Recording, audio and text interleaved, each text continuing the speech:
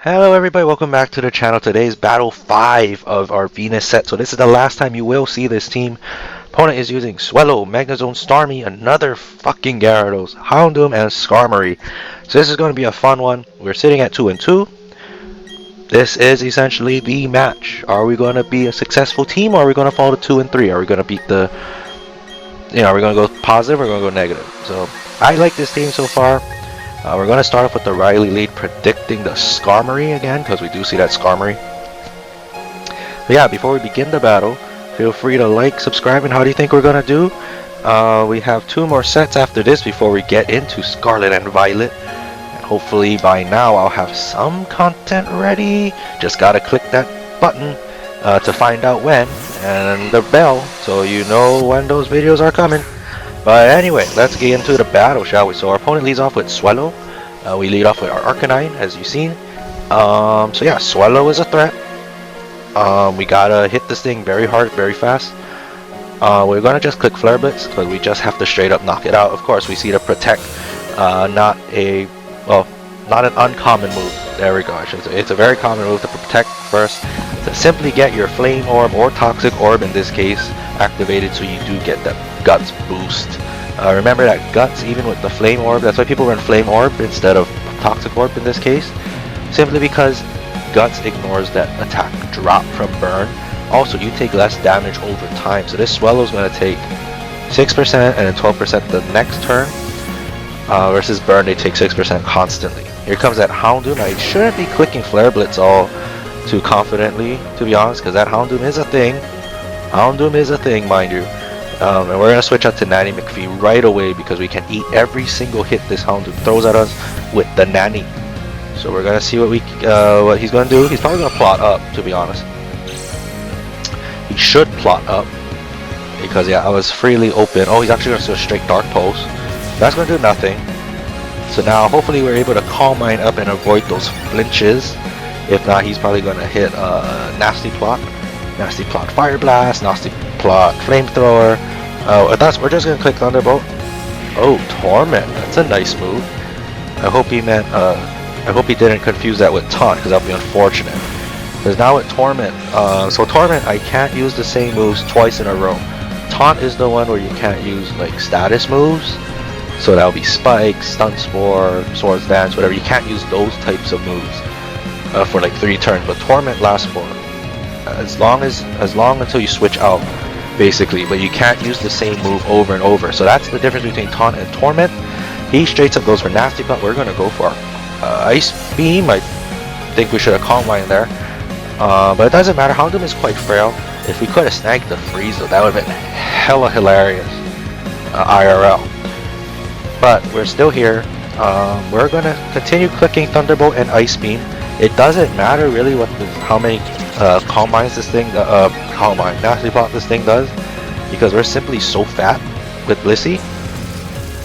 If we could snag a Paralysis, that would be so nice, but unfortunately we're not. So I believe this turn we're just going to straight up go for Soft Boil. We should, because he is set up at +4 because of the Nasty Plots. Here comes that Flamethrower, going to deal a big chunk of damage. It's actually a 2-co, unfortunate burn there. But we are going to Soft Boil. Oh, that is a Flash Fire boosted Flamethrower, mind you. So we are going to Soft Boil. It's not up to full HP. But we also got to be careful what we press to in the next turn. This one's going to be, so he has the wall breaking power now. So we got to be very careful in what we choose to do next. He's probably just going to click Flamethrower. So we're going to go right into Riley and hit the Extreme Speed the next turn. Barring he doesn't hit Dark Pulse. So as you can see, Flamethrower, and we are revealing we are Flash Fire, although he should probably know that outside that first turn. And we're going to Extreme Speed the heck out of this Houndoom to knock it out. That is a big threat gone, although our wall is... it's actually not that damage, because of Soft Boil.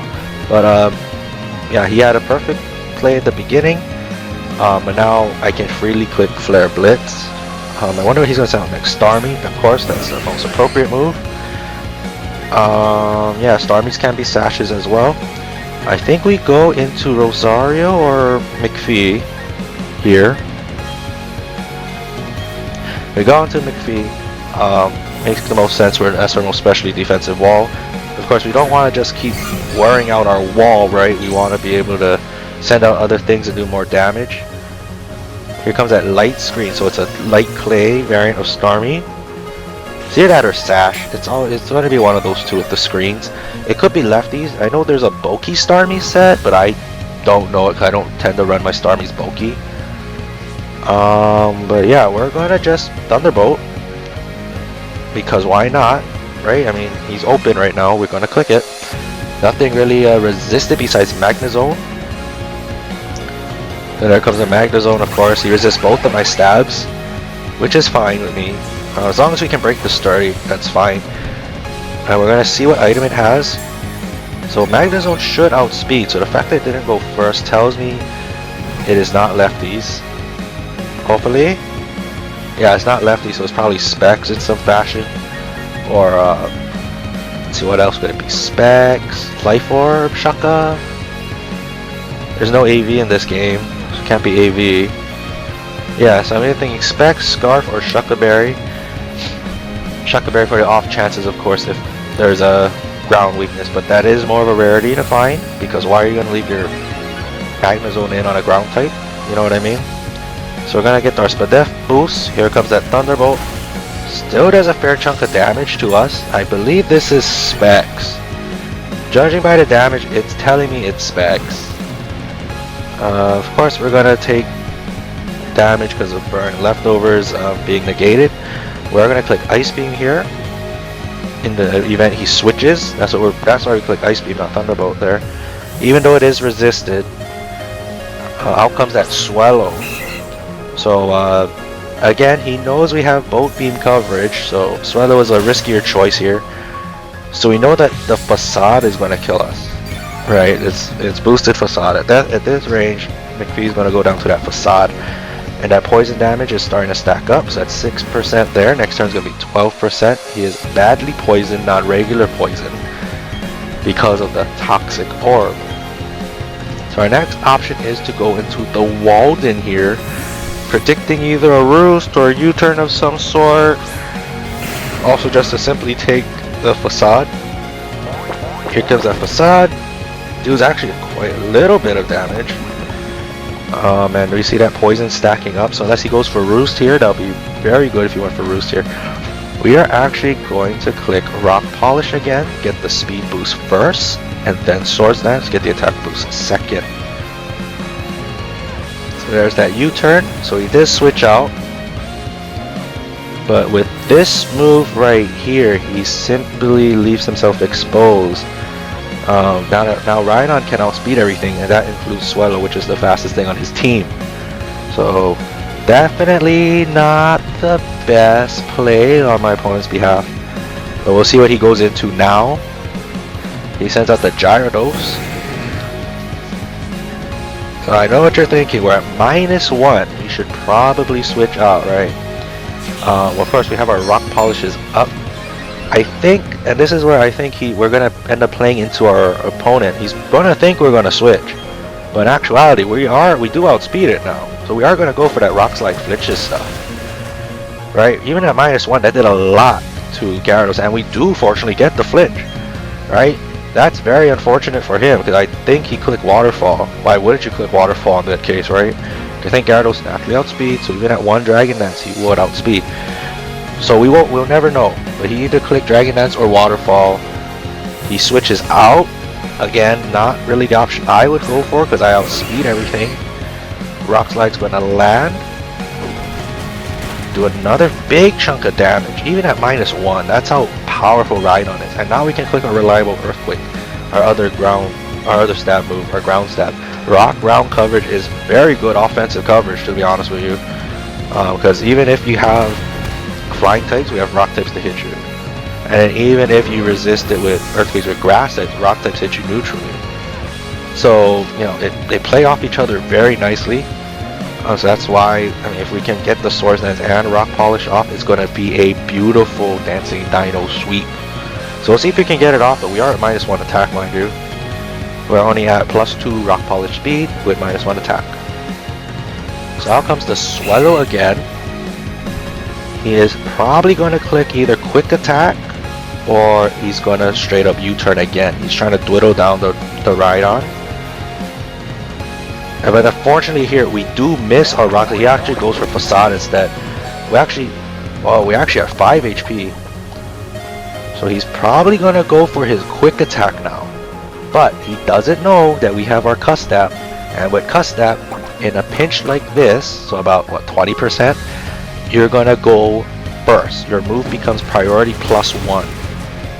Because, yeah, so that's how we outsped the Swallow here. If he went for quick attack, but because we're naturally faster with our boost, so our priority will go before his priority move, if that makes sense.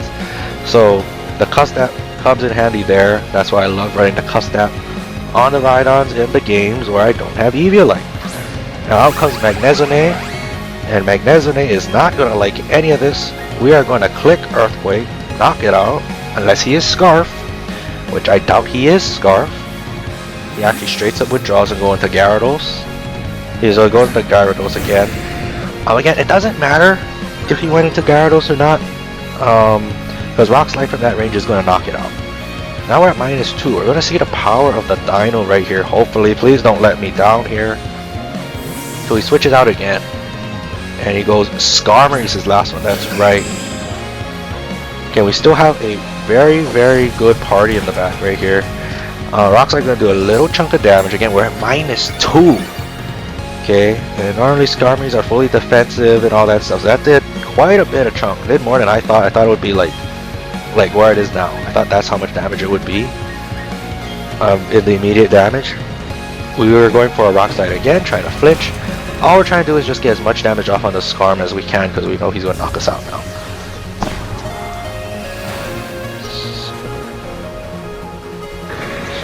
So our Rhydon did a very good job in this battle. There's the recoil, but Leftover's going to heal it up. But our Rhydon did fantastic job in this battle. Knocking out Starmie, Swellow. I don't remember what other, but it just did a lot of damage overall as well. So, kudos to Rhydon. That's why you run the Rhydon. I'm finally glad it's able to show its potential here in the final battle nonetheless. So we're in a very good spot right now. All we have to do is click Flare Blitz. Arcanine Houndoom is gone. Gyarados isn't going to take a +1 Flare Blitz. Now neutral Flare Blitz. I believe we naturally outspeed as well, so even if it does manage to survive the Flare Blitz, it will not take the next one. So down goes the Gyarados. And all he has left is Magnezone and the Skarmory, which both of them have their sturdies broken, so they're not going to take the Flare Blitzes coming up. So with that, yeah, and they're naturally slower. So I believe with that, we're going to improve to 3-2. So we actually beat the odds with this one. We had longer battles. We had 3 20-minute battles going to full distance. Now we have like what, our second like actual like knockout before the timer. So yeah, this team is very good. Mind you, it took a while to get there, but we finally got it working, and I'm happy to get this team dialed in right at the end as well.